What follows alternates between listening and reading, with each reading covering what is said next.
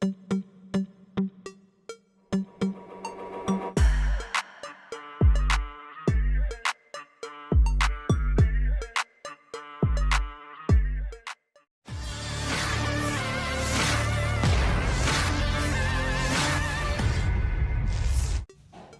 lagi infanteri Angkatan Bersenjata Rusia melayangkan serangannya ke arah posisi kelompok militer Ukraina.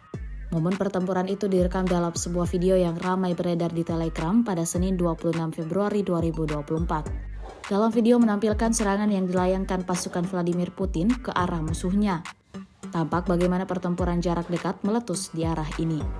Infanteri Angkatan Bersenjata Rusia terlihat maju ke arah Jamyar.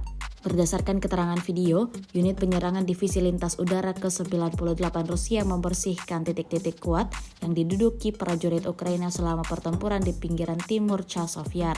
Disebutkan dalam narasi unggahan, 14 personil militer Angkatan Bersenjata Ukraina hancur di medan perang. Selain itu, tercatat pertempuran sengit utama lain terjadi di dekat pemukiman Novo atau pinggiran timur Chasiv Yar dan Ivanovsk di sebelah barat Artemovsk Bakhmut.